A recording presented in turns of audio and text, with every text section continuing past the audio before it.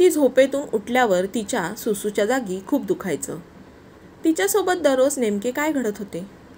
आई ग आई, मला सुसू करताना खूप दुखतंय म्हणत 5 वर्षाची स्वरा रडायला लागली. स्वरा, अगं मागच्या आठवड्यात तर आपण डॉक्टर काकूला दाखवून आणलं ना, असं कसं तुला सारखं युरिन इन्फेक्शन होतंय? कवितेला आता स्वराची काळजी वाटू लागली. तेवढ्यात तिचा फोन वाजला. हॅलो, मी स्वराची क्लास टीचर बोलतेय, मिसेस पाटील. मला स्वराबद्दल तुमच्याशी बोलायचं आहे. हां बोला ना मॅडम, काय झालं? कविता म्हणाली. अहो, गेले काही दिवस स्वरा खूप अबोल झाली आहे. क्लासमध्ये लक्ष पण नसतं तिचं आणि एकटी एकटी असते. कोणत्या ॲक्टिव्हिटीमध्ये पण भाग घेत नाही, मिसेस पाटील बोलल्या. हो का? मला तर काही बोलली नाही स्वरा. बहुतेक फ्रेंडसोबत काहीतरी भांडण झालं असेल, मी विचारते तिला. कविता चिंताग्रस्त झाली. अहो, भांडण नाही वाटत मला. आय होप तुमच्या घरी सगळं ठीक आहे. ती खूप मागे पडली क्लासमध्ये, जरा तिच्याशी बोलून बघा, म्हणत क्लास टीचरने फोन ठेवला. कविताचं मन सुन्न झालं. स्वरासोबत काय होतंय तिला समजेना. दर 2-3 दिवसांनी तिला युरिन इन्फेक्शन होतंय आणि आता वर्गात पण अबोला धरलाय. कविताच्या मनात संशयाची पालचूक चुकली. तिने लगेच डॉक्टर गायत्रीची संध्याकाळची अपॉइंटमेंट घेतली आणि स्वराच्या बाबांना म्हणजे प्रकाशला लवकर बोलावून घेतलं ऑफिसमधून. प्रकाश घरी आल्यावर तिने त्याच्या कानावर घडला प्रकार सांगितला आणि मनातील संशय पण बोलून दाखवला. पण असं काही नसेल म्हणत त्याने कविताला धीर दिला आणि स्वराला घेऊन ते डॉक्टरकडे निघाले. कविताने डॉक्टर गायत्रीला सगळं सांगितलं. डॉक्टरने सगळं शांतपणे ऐकून घेतलं आणि स्वराला एक कोरा कागद दिला आणि त्याच्यावर मनातील चित्र काढायला सांगितले. थोड्या वेळाने स्वराने कागद घेऊन डॉक्टरकडे गेली. डॉक्टर गायत्रीने पाहिलं तर स्वराने नुसती 10-12 वर्तुळे काढली होती. डॉक्टरने स्वराला जवळ घेऊन मायेने विचारले की हे काय आहे, तर स्वरा काही बोलली नाही, पण ती बोटाने विशिष्ट प्रकारे त्या वर्तुळावर चाळा करू लागली आणि डॉक्टर गायत्रीला तिचे उत्तर मिळाले. डॉक्टरने प्रकाशला स्वराला घेऊन थोडा वेळ बाहेर जायला सांगितले आणि त्या कविताशी बोलू लागल्या. स्वराला वारंवार होणाऱ्या युरिन इन्फेक्शनचं कारण मला कोणीतरी अश्लील चाळे करते असं वाटते, त्यामुळे ती अबोल झाली. कविताच्या मनातील संशय खरा झाला होता. ती डॉक्टरच्या केबिनमध्येच रडू लागली. तिला डॉक्टरने धीर देऊन शांत केले. कविता, हे सगळं कोण करतंय आपल्याला हे शोधणं जास्त महत्त्वाचं आहे आता. तू अशी रडू नकोस, डॉक्टर म्हणाल्या. कोण करत असेल? मला पण हाच प्रश्न पडलाय. घर आणि शाळा याशिवाय स्वरा कुठे जाते आणि तिच्याकडे नीट लक्ष देता यावं म्हणून मी जॉबसुद्धा सोडला माझा. तरी कुठे मी कमी पडली हेच नाही कळत मला, कविता म्हणाली. हे बघ, आपल्याला स्वराच्या कलाने घ्यावं लागणार आहे. ती मनातून खूप घाबरली. तिच्या मनात काय चालू आहे तुलाच काढून घ्यावं लागणार आहे, डॉक्टर म्हणाल्या.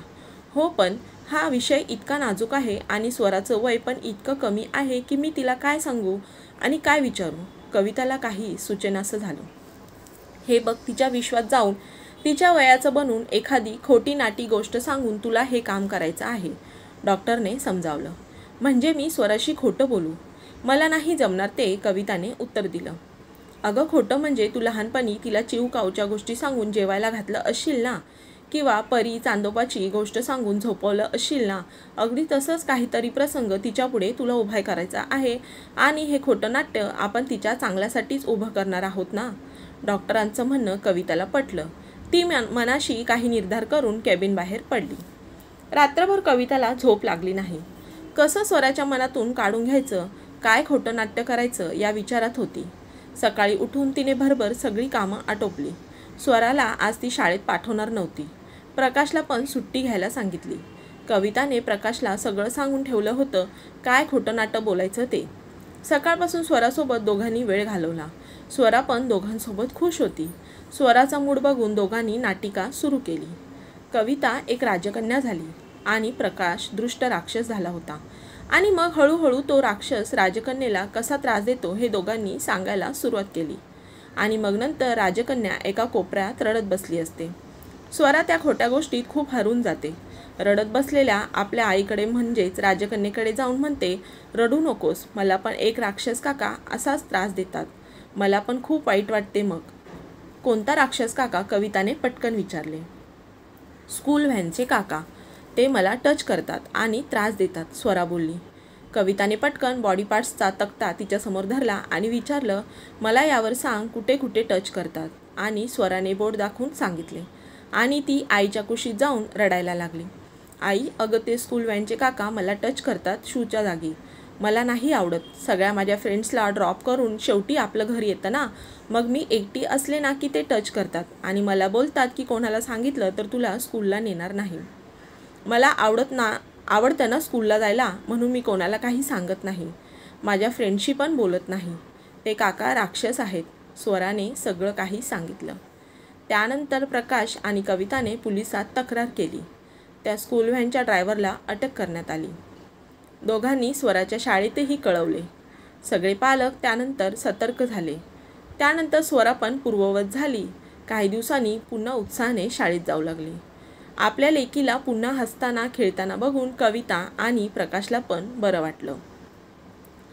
गेल्या काही दिवसात किती काय घडलं ना, बातम्यांमध्ये किंवा पेपरमध्ये वाचताना येणारी घटना आपल्याला 5 वर्षाच्या स्वरासोबत होईल असं वाटलं पण नव्हतं. मला तर तिला बाहेर सोडायला भीतीच वाटते आता. जग किती वाईट आहे ना, कविता प्रकाशला म्हणाली. जग वाईट आहे म्हणून आपण स्वराला घरात बसून नाही ठेवू शकत. बॅड टच आणि गुड टच मुलांना शिकवणं ही काळाची गरज आहे. घरात आपण पालक आणि शाळेत शिक्षकांनी पण शिकवलं पाहिजे हे. मला तर वाटतं यासोबत लहानपणापासून त्यांना सेल्फ डिफेन्स पण शिकवला पाहिजे. शिक्षणासोबत या गोष्टी पण महत्त्वाच्या आहेत, प्रकाश म्हणाला. बरोबर आहे तुझं. आणि मुलांसोबत संवाद पण गरजेचा आहे. आपण एक खोटी नाटिका करून यावेळेस तिच्याकडून सगळं काढून घेतलं, कारण तिचं वय खूपच लहान आहे रे. हे नवं युग, यामधील मुलांच्या समस्या पण वेगळ्याच आहेत. त्यामुळे आपल्याला पण नवीन युगाच्या, नवीन पालकत्वाच्या समस्यांना सामोरं जायची तयारी ठेवली पाहिजे. कविता म्हणाली, मी सुद्धा लहान मुलीची आई आहे. मला वाटतं गुड टच आणि बॅड टच तिला शिकवणं खूप गरजेचं आहे. तुम्हाला काय वाटतं याबद्दल मला नक्की सांगा. मित्रांनो, ही कथा वाचताना माझ्या पण अंगावर शहारा आला. मी पण एका मुलीची आई आहे. खरंच असे कोणासोबतही होऊ नये. म्हणून आई बाबा म्हणून आपण आपल्या मुलांशी खूप फ्रेंडली राहणे गरजेचं आहे. त्यांच्यामध्ये लहानपणापासूनच हा विश्वास निर्माण करणे खूप गरजेचे आहे की चांगली असो वा वाईट, आपण कोणतीही गोष्ट आपल्या आईबाबांशी शेअर करू शकतो आणि त्याचे सोल्युशन आईबाबा नक्की काढू शकतात. तरच ते सर्व गोष्टी न घाबरता आपल्याला सांगतील. आणि मुलींबरोबरच मुलांनाही गुड टच बॅड टचबद्दल अगोदरच सर्व समजून सांगायला हवे. कोणावर काय प्रसंग ओढवेल सांगता येत नाही. म्हणतात ना, prevention is better than cure. आणि प्लीज प्लीज प्लीज माझी तुम्हाला विनंती आहे की मोबाईलच्या या खोट्या विश्वात रमण्यापेक्षा आपल्यासमोर असलेल्या निरागस मुलांना वेळ द्या. त्यांच्याशी बोला, म्हणजे नंतर पश्चाताप करण्याची वेळ येणार नाही. तुम्हाला आजची कथा आवडली असेल तर व्हिडिओला लाईक करा, जास्तीत जास्त शेअर करा. तुम्ही माझ्या चॅनलवर नवीन असाल, अजून सबस्क्राईब केलं नसेल तर सबस्क्राईब करा आणि बाजूचे बेल बटन देखील प्रेस करा, म्हणजेच तुम्हाला येणाऱ्या नवीन कथा देखील नोटिफिकेशन मिळेल. कथा पूर्ण ऐकल्याबद्दल धन्यवाद.